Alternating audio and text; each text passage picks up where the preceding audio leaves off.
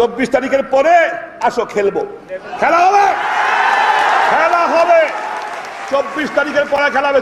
সাবেক সংসদ সদস্য শামীম ওসমান ও তার স্ত্রী সালমা ওসমানের বিরুদ্ধে জ্ঞাত আয় বহির্ভূত 9 কোটি 76 লাখ টাকার সম্পদ অর্জন ও অর্থ পাচারের অভিযোগে পৃথক দুটি মামলা করার অনুমতি দিয়েছেন দুর্নীতি দমন কমিশন দুদক। একই সঙ্গে তাদের 2 সন্তানের সম্পদ বিবরণী জমা দেওয়ার নির্দেশ দিয়েছেন কমিশন। আজ মঙ্গলবার এক সংবাদ বিজ্ঞপ্তিতে এ তথ্য জানায় দুদক।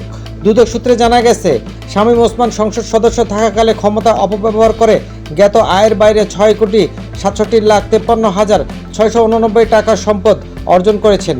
এছাড়া তার 9টি ব্যাংক হিসাবে 439 কোটি 82 লাখ 39 হাজার 480 টাকার অস্বাভাবিক লেনদেনের প্রমাণ পাওয়া গেছে।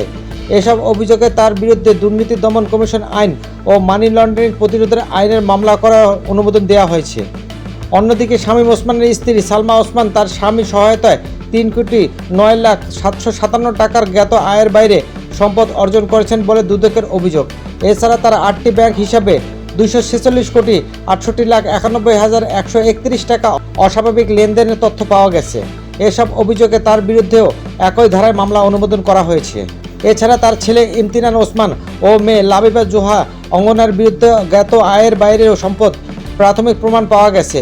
তাদের দুজনকে পৃথকভাবে সম্পদ বিবরণী দাখিলের জন্য নোটিশ জারি করার অনুমোদিত দিয়েছেন দুদক।